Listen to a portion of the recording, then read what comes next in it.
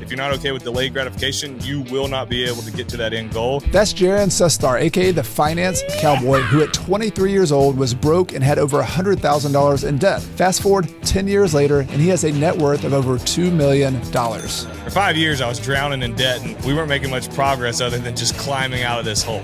In this episode, you'll learn about the side gigs Jaren found to save money for investing. I used to go take pictures of end caps in CVS for Google. I started a pressure washing business. I did all sorts of stuff. How he expanded from 2 to 19 properties without running out of money. I'd fix it up, and now it's worth way more. And so then I would go to a small local bank, and I'd say, hey, I want to do a cash out refinance. How he found new properties with creative, low-cost strategies like using social media. If you post that once a week or once every other week on your personal Facebook, you'll be surprised at the messages you get that start coming your way. And now we're going to dig into all of that and more.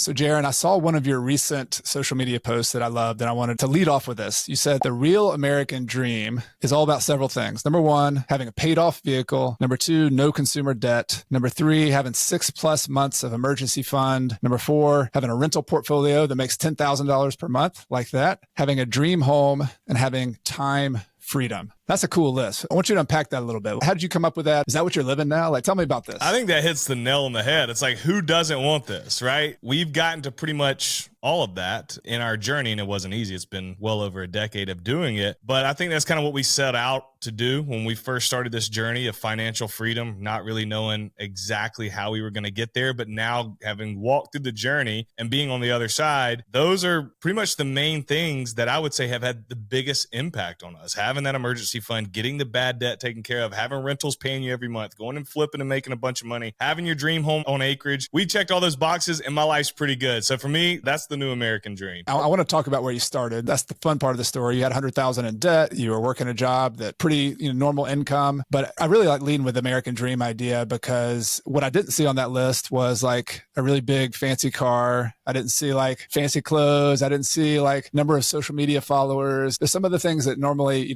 get thrown out there, but it's a good mix of, like, to me, like number 6, time freedom. Like that one has been, every time I've chosen something that gave me more time freedom and gave up a promotion at work or some other job, that's huge. And we could talk about that a little bit. You and I are both kind of at a cool place. You're online, you're teaching people, you're sharing, you're helping people out. We both have families. Having the time to be able to just do that and flexibility, just how cool is that? Having also been in the other spot where you're working a full-time job and other people are telling you what to do. Or I guess you still have a job, but like, how cool is that? Number 6, the time freedom part. It's life-changing to be able to decide what you want. Like literally before this show, I was riding the tractor with my 3-year-old. That's what we all strive for. And I think it's good to make clear that just because we have time freedom doesn't mean we sit around and do nothing. People ask, you probably get asked the question, why do you still work? Why do you still do this if you've got all this time freedom? Well, it's because I still like achieving things. I'm still driven, but I get to choose what each day looks like for the most part. Some days you don't. That's no matter where you get in life. Some days life is going to throw you curveballs and you're going to have to do just what you have to do to get it done. But most of my time now is spent scheming on how I can protect what I've built from having all of this time, because it's easy,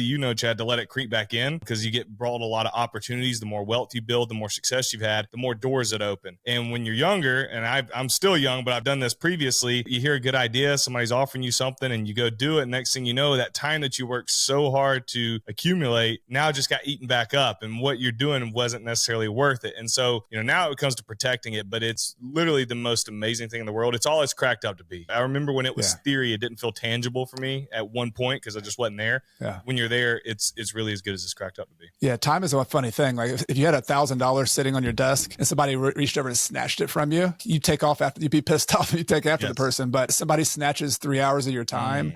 We give it away all the time, right? Like it's really, I mean, I'm in the same boat. It's hard, even when you have the flexibility where you break the bonds of how I'm making money and me spending my time are separated. That's financial freedom. That's the whole point. It's not to retire and sit on a beach. It's just to say, I have this like calendar and I can do whatever I want with it. I can be productive with it. Like I'm the same way. Like I like to be productive. I like to be helpful. I like to serve people. That's what it's all about. But then the more freedom you have, the more people ask of your time. So it's a first world problem. It's a different set of problems. It's a good problem. It's a fun. We hope everybody listening to this can work towards it, which is why I bring this up. That's why I'm starting with this, because I think that the small and mighty investor I mentioned is like, it's about what you're doing. You're an epitome of that. Hey, let's build wealth so that we can have freedom, have flexibility to do what matters. Let's go back to the beginning of your story 10 years ago. And 10 years is in some ways seems like a long time, but that's a pretty short journey to get where you've got now. You have 22 properties. You have over $2 million in net worth. You're in the same part of the country as me. We're like 25 minutes away here. Go Tigers. In the upstate of, go Tigers, upstate of South Carolina. We both have Clemson football helmets. But when you first started, you graduated from college. My understanding was you had over $100,000 in debt, student debt, card debt, credit card debt, things like that. And you were at the time, I guess you were working, I think you were driving for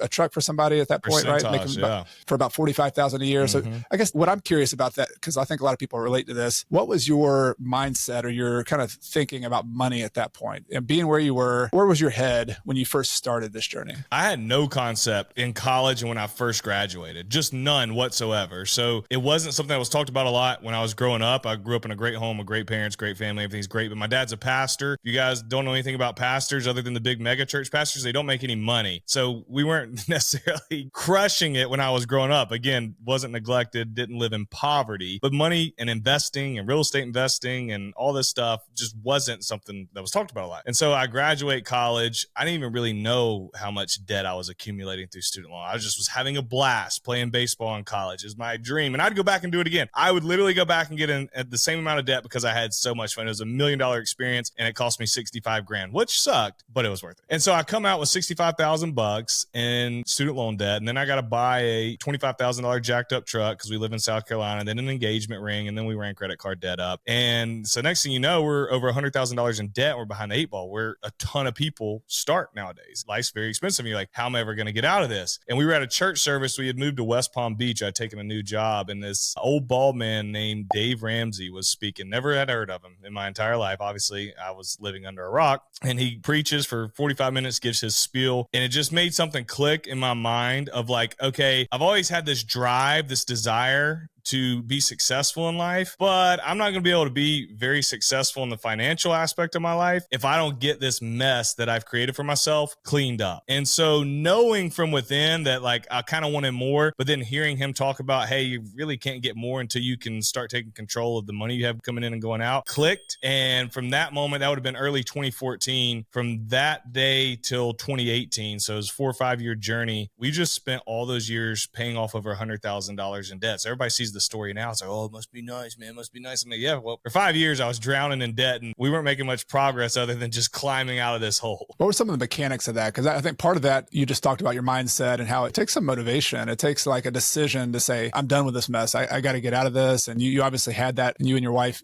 discussed that. But talk to me about the actual mechanics. Once you decided I got to get out of this, was it a debt snowball? Were you like, do you get a promotion at work? Like what were some of the kind of key things that actually helped you dig out of there? So you hit two of them on the head. Number one is I kept trying to increase my income because I was smart enough to realize, hey man, if I can just make more money, then that gives me more money to throw at this debt. And so I started doing side gigs immediately. I used to go take pictures of end caps in CVS for Google. They'd pay me $25 to just take a picture and prove that something was where they said it was. I started a pressure washing business. I did all sorts of stuff to bring in extra business while also climbing in my corporate career to try and make more money because the more money we have, the more we can pay off debt. But then from what we did, the mechanics of debt was debt snowball. So we took our smallest debt and we paid it off first. That was the wedding ring. Then we moved up to the next largest debt, which was our credit cards. We moved up to the next largest, which was the truck, which I actually got creative on that one and sold it and then bought another truck less expensive in cash. So that one we kind of cheated, but in a good way. And then we started working on the student loan debt. And like I said, 4 to 5 years later, we had taken care of it. But the mechanics are important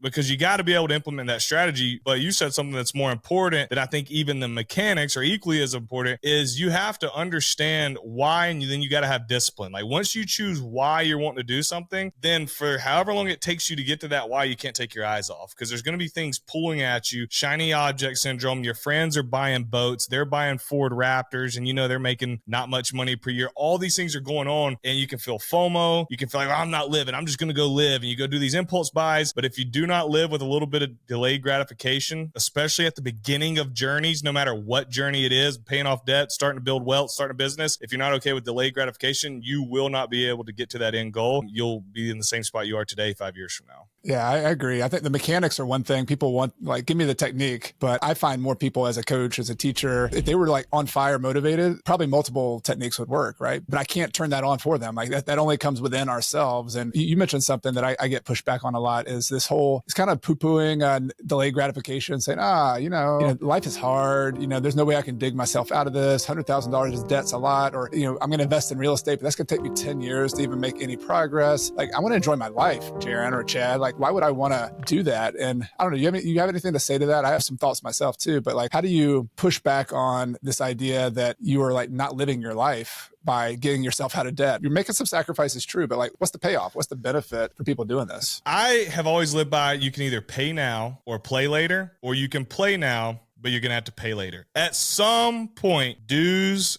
are going to come knocking. It just is a fact of life. So you can either pay them now and live a even greater life down the road, or you can just live in, I don't want to say misery, but you can live in a little more financial stress, a little more financial turmoil for your entire life. There's a reason, Chad, 60% of Americans live in poverty or they're middle class. And, they talk about, oh, well, I just want to live. I want to live. I want to live. But what they don't go into is, well, 5 days out of the week, 90% of them are stressed and miserable at work so that they can live and enjoy Saturday and Sunday. All it is a facade and an emotional response to try and cover their ignorant decisions to other people who don't make those ignorant decisions by saying, bro, just live a little. I'm just going to live a little. It's literally just a self-protection response where deep down they know that they should be making decisions that they're going to make because they're going to have to pay for them later. And it's really sad to me that more people just give in. And you don't have to hate life while you're building wealth and while you're doing hard things. Like, you got to enjoy the journey along the way. It's just, it may not be your optimal ideal life, but even if you make those decisions that you think are going to be that optimal ideal life, it's not. They're going to make you happy for 2 weeks, and then you're going to go back to what your inner peace is at. And that's a whole different subject that you need to work on. It is. Not in this podcast. It's a good subject. Yeah. I see it as seasons too. Like everything goes in seasons. You're not going to go through like 20 years of grinding it out and never having any fun. You go for 3 to 5 years. Like your 2014 to 2018 was your get out of debt season. I bet you had some breaks in there, some pauses. And I find that like, it's just that season of your life when you're saying, I'm not going to like get all my happiness from consumer spending. I'm going to have to cut back. It challenges you to be happy in a different way. Like for me and my wife, it was like, all right, well, we live in one of the most beautiful parts of the world with waterfalls and forests. Like, can we just go take a walk for 2 hours and enjoy that for free in our backyard? Can we go play sports? Like, I like playing pickup basketball. I like working out. If you can learn to have fun with the things, being with your family, watching a Friday night movie night, like there's a lot of cool stuff you can do. Cook at home instead of going out to eat. I find that kind of funny that it's either like happiness is spending your money now. Misery is like being an investor or getting out of debt person. There's no way you could do both. Like, hey, think of that. Like, let's be a little creative here with happiness and figure out a different way to be happy. But anyway, I'll get off my high horse there, I mean, but to put a bow on this, what you said, all the things you talked about that you enjoyed while you were broke, I got news for everybody listening to this. When you build wealth, you know what you're going to still enjoy the most? Going and playing pickup basketball, going and playing pickleball, going for walks. I promise you, it won't be any nice car you can buy. It won't be anything else. It'll be what your heart enjoys doing. And it's usually being around the people you love, doing the things you love. And that can be done broke or wealthy. I love that part of your journey. I think so many people are going to be in that stage where they just need to put their head down, get it done. But the cool thing was once you got out of that, you had this habit now of saving money. You had this habit of doing big things, paying off $100,000 in debt. So you started investing in real estate at that point. So how did you get involved in that? You didn't grow up with people with rental properties and at the dinner table. Did you read the Kiyosaki book and kind of go to that rabbit hole? Like, how'd you get into this thing? I think we all read that book. So I definitely 100% read that book. It had a huge influence on me, like a ton of different books did. I would say one of the biggest influences on me was a good buddy of mine. Got into real estate right when we got out of college. And so he was kind of a commercial broker, but then he became a bird dog which just meant he went and found good deals. And then they brought him to investors. And they were kind of like a wholesale outfit. He would knock me in the face for saying that, but they wouldn't wholesale. They would just take the commission, the brokerage commission when they closed on the deals. Well, anyways, they're starting to get all these leads of deals in Anderson, Greenville, Clemson, and they start keeping them in their portfolio. And so he's starting to become an investor investor. Well, by the time he's 27, he's worth $2 million from putting these rental properties in his portfolio. Well, he's doing that during the same time I'm paying off debt. So both of us are like newly married. We don't have kids. So we're talking all the time. I'm living in Florida. He's living up here in the upstate. And he's telling me all about his journey and all this real estate stuff. And so I'm almost getting a real estate mentorship from my best friend without any formalized mentorship. It was just a dude talking to another dude about what they're doing. He's like, this works, bro. You got to try it. I'm like, well, I'm broke, bro. So let me get unbroke and then I'm going to come try it. And so we got our finances cleaned up in 2018. We have moved back to South Carolina at the end of 2016. And I just kind of been hemming and hawing because like talking about doing real estate is one thing. Actually going and doing real estate is a total another thing. And so finally he came up to me, my buddy. He's like, all right, you're going to go buy a deal right now. And so he's like, I'm going to help you. I'm going to walk you through the process. So he brings me a deal off of Pleasantburg Drive in Greenville, helps me analyze it, helps me get funding, blah, blah, blah, the whole ordeal. I remember trying to back out of the deal. I was so nervous. He doesn't allow me. I close. And next thing you know, I had just bought the first thing in my life that had ever paid me back. And I was like, holy crap, this is awesome. And so now my chest is bowed out because I'm in small town South Carolina. I'm like, thought I was big time. And so we bought another one later that year. That would have been 2018. So we bought two, both of them 20% down, used our own money to rehab. And then I ran out of capital. And I was like, dang. I'd saved up this money to get in real estate. I've bought two. Like, this is good. This is really good. It's just going to take me a little while to scale. And that's when I figured out how to partner with other people through JV and using other people's money. And we went from 2 properties in 2018, and then we bought another 19 in 2019. And that was a lot of fun. Cool.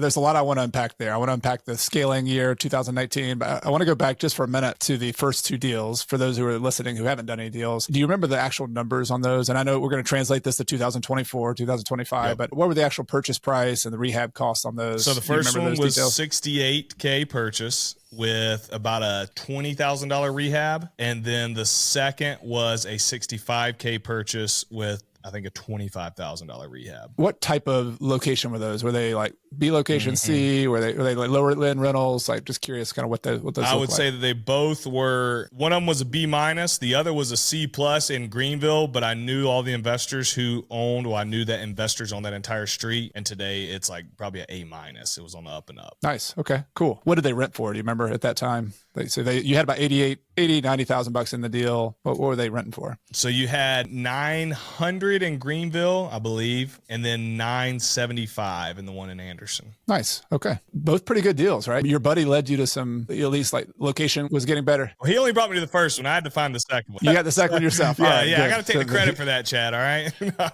All right. Very good. You learned quickly. But like a lot of people, you get in the game. That was hard psychologically to actually do the deal. We both believe in surrounding ourselves with people. That helps. We can have somebody else to show you the ropes. We all need that. That's a human thing. But then you run out of money. That's the other thing that happens to everybody. So let's talk about that second year for those who want to do more, whether that's buying another 1 or 2 properties or buying 19 properties like you did. What were some of the unlocks for you that helped you to be able to go from, all right, my bank account's empty to I can still buy more properties, but I don't have the money myself? So I uncovered what is now known as the BRRRR method. I didn't know it was called that at the time. I was talking with my buddy who got me into real estate, and he told me about a deal he did to where he was able to buy it, and then they refied it out, and he's like, I got all my capital back. And I was like, holy crap, I need to do that. And so I started going, and I would have a private lender, which is just somebody in your network. So friends, family, acquaintance, other investors who have money sitting there and they want to put it to work to make a certain return without having to deal with all the real estate stuff. And so I had private lenders who would lend me the purchase price of a property. They would pay for 100% of the purchase price. Then they would pay for the rehab, right? So I'm not having to bring capital. And so I'd buy an undervalued, distressed property, undervalued. I'd fix it up, and now it's worth way more. And so then I would go to a small local bank and I'd say, hey, I want to do a cash out refinance and get a long-term stable loan in place with you guys. And so then they would order an appraisal, and then they would write me a check for 80% of that new appraised value. And so I'd take that check, deposit into my account, and then I'd pay my private lender back. And then I would own a rental property without having any of my own capital in the deal. Or sometimes you may end up having, at the time, $1,000 to $2,000 of your own money in the deal instead of having $20,000. Or I've had times where I've got $10, $12, $15,000 checks back at the time of closing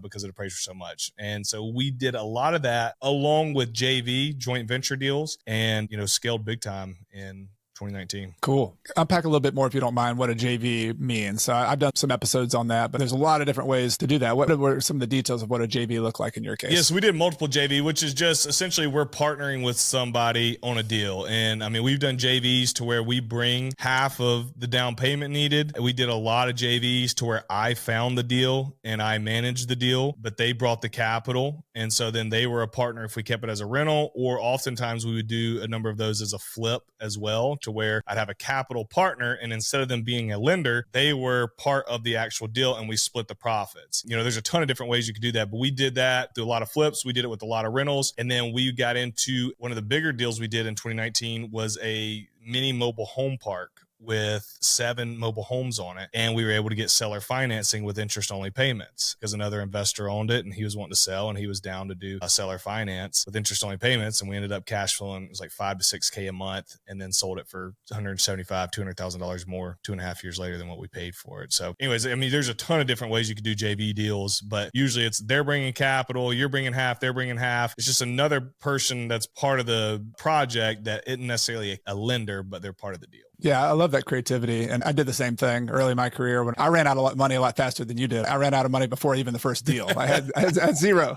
money. No, I had $1,000 or so when I got out of college. So I did the same thing. And tell me what you think on this. But I find like a limiting belief a lot of people have when they get into real estate at this stage, when you run out of money, is that they're like, well, why would anybody partner with me? Why would anybody put the money up? They don't get that kind of connection. And I'll use a metaphor. This is a good South Carolina metaphor. It's like, I love sweet potato pie or like pumpkin pie, like just my favorite, right? I go to the fair, I get a sweet potato pie. Now, what if I were going by like a little stand and they were selling sweet potato pies, but they were like normally $20 and they're like $2 for a sweet potato pie. They're just going to get rid of these things. Incredible deal, right? And I called Jaren up. I was like, hey, Jaren, you like sweet potato pie too, man. Let's get together and eat some sweet potato pie. But like, I got no money. Can you Venmo this guy like $2 and I'll get the pie and we'll split it? Well, yeah, we'd both eat a sweet potato pie and you'd be happy that you put up $2 and got half of it. And I'd be happy that I didn't spend any money, but I found the good deal. It's the same way with real estate deals. Like the whole key to that whole thing, which I want to unpack a little bit with you, is getting good at finding the sweet potato pie that's juicy enough, that has enough good stuff to share with somebody else. We all get used to, like when you first start, not getting good enough deals. If it's a skinny little deal, if it's one little tiny piece of sweet potato pie, there's not much to split, you know, you can't even like cut that thing. Let's talk about that. Like, because the fact that you did JVs was because you had enough pie to share around. You had good deals to share. I want to get back to the BRRRR strategy a little bit too, and kind of mechanics of that and how that's maybe changed in 2024, if at all. But talk to me about your strategy for finding those good deals in 2019, like, because you learned pretty quickly to find deals that you bought at a big discount. So do you have any tips on for people who are kind of just getting into that? Yeah, first off, I absolutely love that analogy because it breaks it down perfectly. If you can find good deals, there are people who will want to partner with you. And I know it probably sounds unfathomable right now, but it really is true. I mean, I went from who can I get to partner with me to who am I going to partner with now, and it will happen. But there's work that goes into it. It can be hard. There's a reason 7% of people in the US invest in real estate. So it leaves 93% of people who aren't willing to put in the work. And I think that's probably our real answer there, Chad. But we got to where we found deals a number of ways. So I love leveraging other people's hard work to get deals for free. I just do. I do too. It's my favorite way to get deals because I don't want... We talked about protecting time earlier. You're not going to find me on the phones for 20, 30, 40 hours a week getting out deals. Like when there's other people putting in that work, I can get it from them. We found and still do find a lot of deals by having agent partners who would send me properties that they found. Looking on Zillow, dude, I bought a ton of properties off of Zillow over the years. Letting everybody I know that I invest in real estate. And so I'll post on, so this was way before Finance Cowboy, just by the way, this is my personal account. Letting people know, hey, I'm looking to buy properties. Let me know if you got any. If you post that once a week or once every other week on your personal Facebook, you'll be surprised at the messages you get that start coming your way. I let property managers know. I let contractors and locksmith know. And so I got all these different deals coming in from other folks who are out there in the world of real estate that will just send them to me. And then I get on wholesalers list. I am getting properties sent to me from wholesalers. A lot of them, love you wholesalers, are not in the area that I'm interested in, but every now and then you'll find a diamond in the rough. And then what I would do from my personal, when I put my personal energy into it, is I would go drive for dollars, just spend an hour riding around Anderson in the B2C class neighborhoods, and I look for vacant homes. And then I would do targeted calling in certain areas. So I wouldn't pull a big list and cold call. I would find like a little neighborhood of maybe the 200 homes I'm interested in. I'd go on PropStream or pick any software that you like to pull data and find LLC owners who are out of state or out of town. Or I would also find like estate sales, like a husband or wife had just passed away, or both the parents had just passed away and the kids had the home. And those were kind of my bread and butters. And I would reach out to a small batch because, like I said, I don't have time to cold call a ton, but just while I'm riding down the road, hey, my name's Jaren, I'm an investor in this area looking to buy. And doing that allowed us to keep the pipeline pretty full. And the last thing we did is just networking with other investors. I mean, I know you guys have sold off properties you've had over the years. I've sold off properties I've had. Half the properties I've sold off, I've sold to other investors. And so staying in that network and knowing who's selling, buying and selling properties, and you can oftentimes get some cool deals just from other people who are in the game. So super valuable. Yeah. So it was a combination of some sweat equity, you're driving for dollars, kind of targeted. The network, that's been a big one for me too. I've researched it. I think over a third of all the deals I've done over the years, which has been a lot, have all come from referrals, just what you're talking about. So MLS, Zillow. The common theme I'm hearing from you though, Jaren, is like you had to, number one, get out and start kind of beating the bush. You got to tell people about it. You can't like hide in a corner and like people are suddenly going to find out that you invest in real estate. Like you were actually putting yourself out there on social media, talking to friends, telling people about it. So that's kind of one that sticks in my mind. I'm also assuming that you said a lot of wholesalers had deals in other areas, whereas I believe you knew where you were investing. Like you had a pretty clear buy box or idea. Like, can you talk about what that was for you? Like, what did a good deal look like or a good location look like for you? I stay out of D class neighborhoods. So I want a property ideally that's in B to C class. So not the worst part of town, not the best part of town, but in a good area that can cash flow, but also is going to appreciate over time, and it's not going to have terrible tenants. You know, a lot of the times wholesalers will send over properties that are in areas that aren't of my liking. You know, I call them war zone areas. There's just a lot going on there that I don't want to dabble in. And so we're looking more for a good part of town that a property is undervalued, it's distressed, it's ugly, the yard's grown up, it's got 1970s shag carpet, it's got those little tiles in the bathrooms that are painted, you know, those lime green or blue or pink. They're in all of them around here. You got the wood paneling on the lower half of the wall instead of the drywall, and just where you can go in, rip that stuff out, make it modern through paint and a little bit of work, and then turn around and either keep it in the portfolio and give a good quality rental to someone in the area who can't yet buy, or sell it for a profit, usually as a starter home to somebody who's trying to get into the market. Yeah, neighborhoods go through transformations, like especially the older you get. I have a lot of 50s and 60s houses, so brick ranch, crawl space, but the ugly green tile and, you know, old plumbing, whatever, good bones, but then finding one that's going up,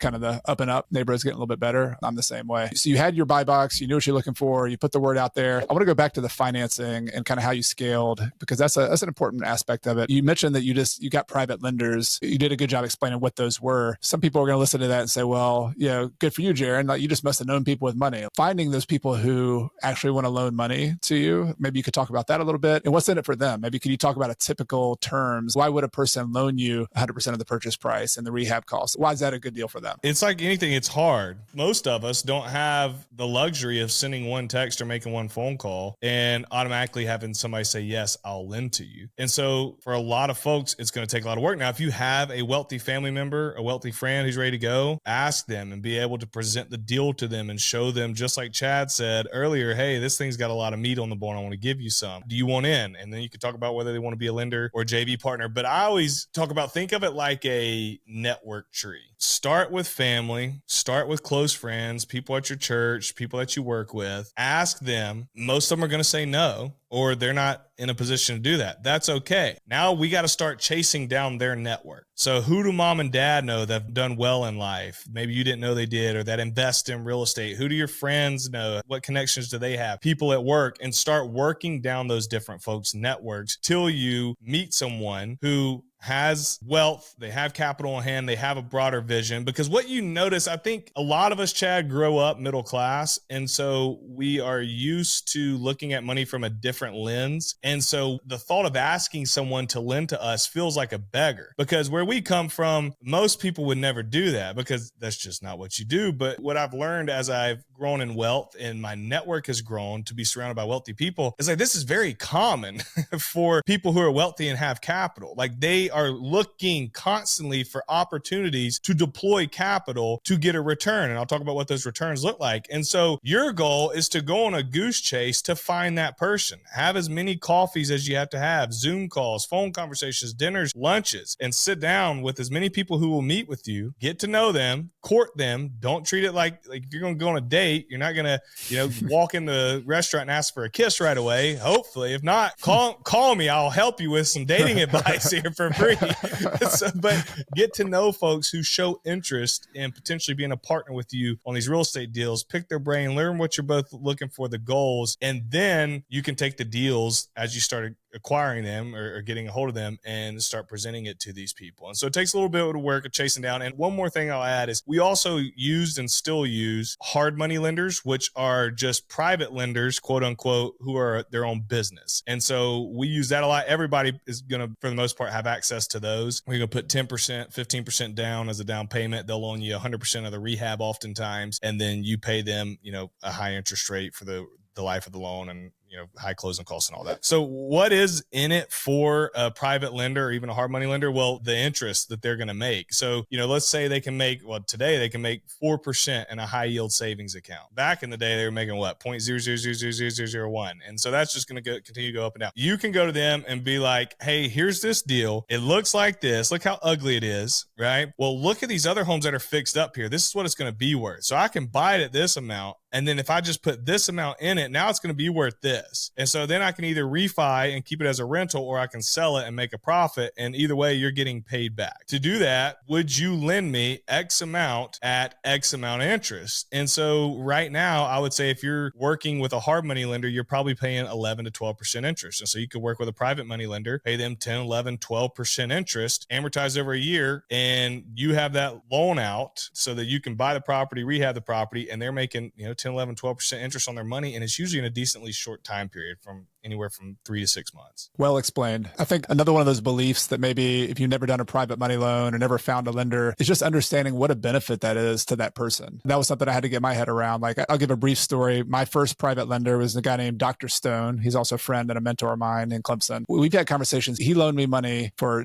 decades. I just paid off his last loan last year. We're kind of in payoff mode. We've had conversations and taken walks where he's like, you know what? The interest you paid us over the years has been huge. Like, this has helped pay for our groceries, helped pay for our retirement. He had other sources of money too. But if you're a trustworthy person who gives somebody interest consistently directly to an individual, you're basically cutting out the banks, the middleman. Yeah, because you know what a bank does? A bank would have taken Dr. Stone's money and paid him 0.5% interest and then loaned it to you and me at 6 or 7% interest, right? You're basically like giving this person more profit to keep, and then you're getting to do your deal. We know why that's beneficial, but it could be huge. It could be a lifelong relationship. It could be multiple decades of you helping them. And I guess the turnaround for me was there's more money out there looking for deals than there is deals looking for money. So there's a ton of money. There's trillions of dollars of money. And so I love your goose chase analogies. Like you need to find those people who is a natural fit, who like real estate, who are comfortable with it. Usually they're just kind of lazy money. They're just like, hey, I don't want to do all that work that you're doing, Jaren.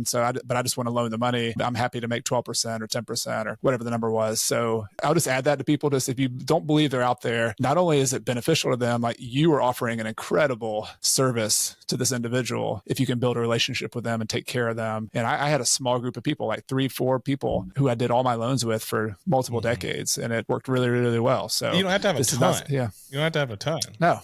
No, exactly. So I love that you did that. And so you would refinance it with a local bank and then you'd be able to rent it out. That brings me like, you have a YouTube channel, you have Instagram, you get these comments all the time. One of the realities that we are all facing as real estate investors is that interest rates have gone up. They were 5%, 4% a couple of years ago. And then now they're, 7-8%. What are you seeing now? So like you have students, you're still doing deals out there. Like, has the BRRRR strategy of buying rehab properties, refinancing them, renting out, has the fundamental concept of that changed? Is it still an option? Like how are you thinking about things now, like with the current market, the way things are? It's just pain in the butt with interest rates high across the board with real estate, because you look at what does interest rate do? It hurts cash flow. It just absolutely crushes cash flow. That where if you run your pro formas at a 4.5% rate compared to a 7.75, you're like, holy crap, on some deals that could be 200, 250 more in cash flow per month. And so what I encourage folks to do is a couple things. Number one, you have to zoom out.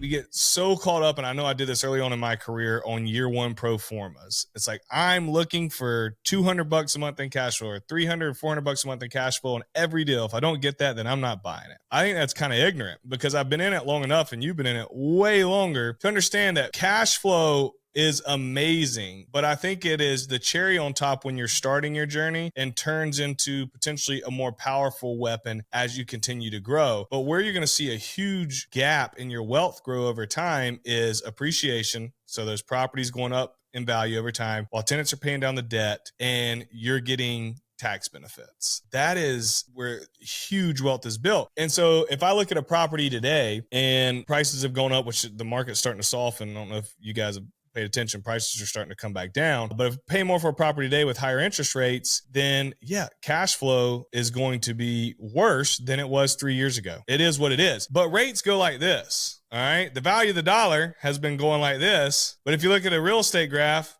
it goes like this. And so if we can just pull back and say, okay, rates are here right now, but we know it's eventually going to do this, and then it's going to do this, this is going to do this, while rents continue to grow and while properties continue to appreciate. How do we find a way to be scrappy and get deals done? We just got to get deals done without losing money every month. And so what does that look like from a perspective of strategy? Well, is BRRRRing as easy? Definitely not, because on the refi amount, it's harder to hit the debt coverage ratio numbers we need to even break even, or to be $100 a month in cash flow. And so what we have to look at is say, okay, well, if we're BRRRRing right now, can we get a clean BRRRR? You still can. I had a guy that I work with get a clean BRRRR in Kentucky the other day. It happened. When I mean a clean BRRRR, it means you go through the entire BRRRR process, you refi, and you pull all your money out. But there's going to be times where you BRRRR, especially in this market, but even previously, to where you have to leave some capital in. Where we have to look and say, is it advantageous to do BRRRR here? In my opinion, is say, okay, if I BRRRR this deal, even with high rates, knowing that cash flow is not going to be there, compared to 20% down, me funding rehab, what does the capital outlay look like on the comparison of those? Base compared to what does cash on cash return, cash flow look like on those? And then we have to look at our personal finances and say, how much capital can I deploy? If I have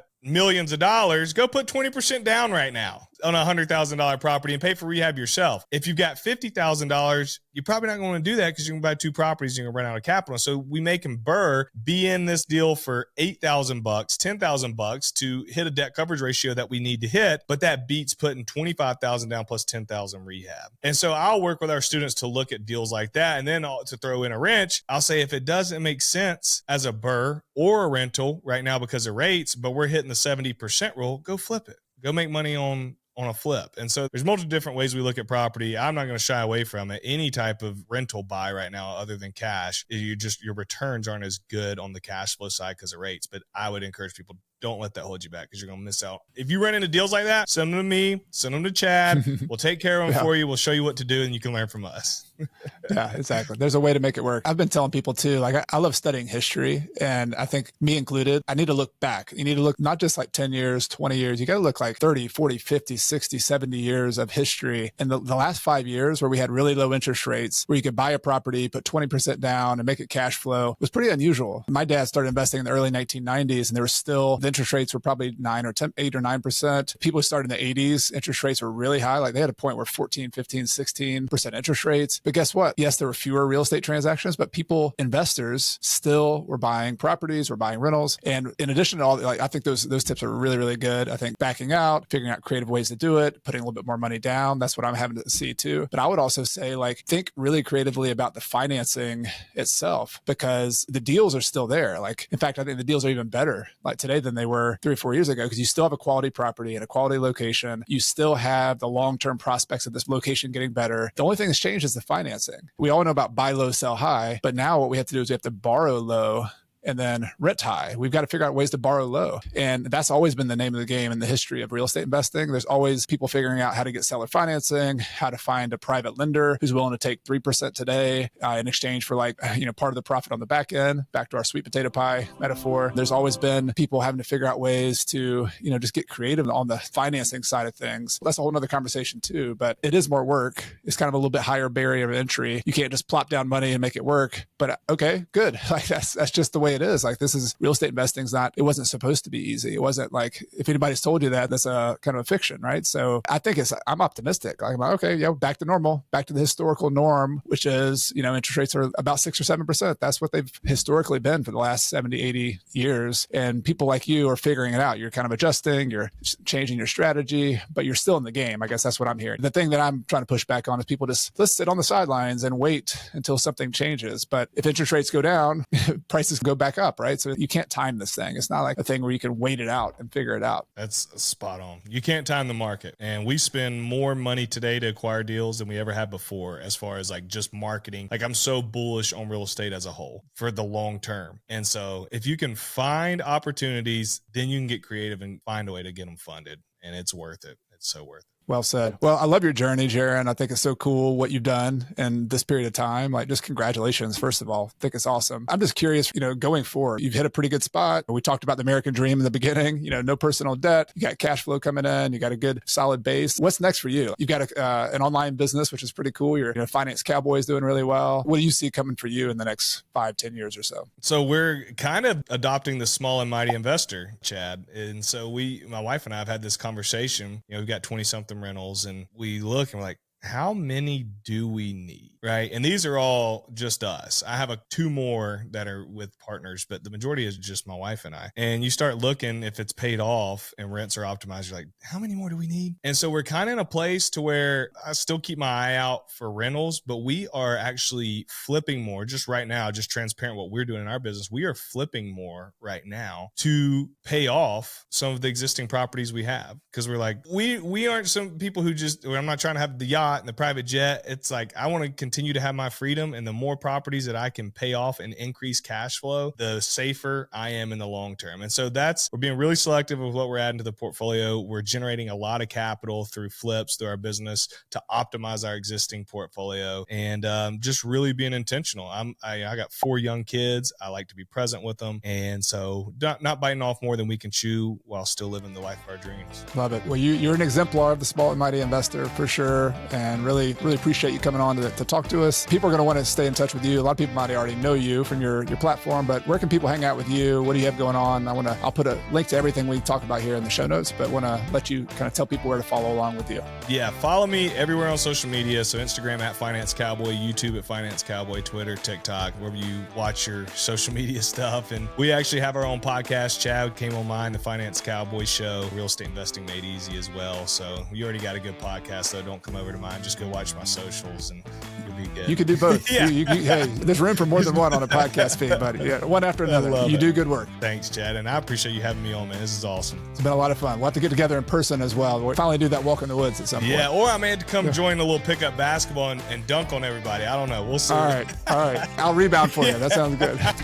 In this episode, we talked a lot about getting off the sidelines and starting to take action as an investor, even with interest rates that are higher. But you might be wondering, Chad, how do I actually do that? How do I buy properties that still cash flow as a rental? So in my next video, I show you exactly how to do that, how to adapt your strategy to today's market and still buy properties that'll help you get to financial freedom. The video is titled Rental Property Analysis 2.0, How to Adapt to Higher Interest Rates. There'll be a thumbnail above me if you're watching on YouTube, or you can click on the podcast or the YouTube video description link below. Thanks for watching. I'll see you in the next video.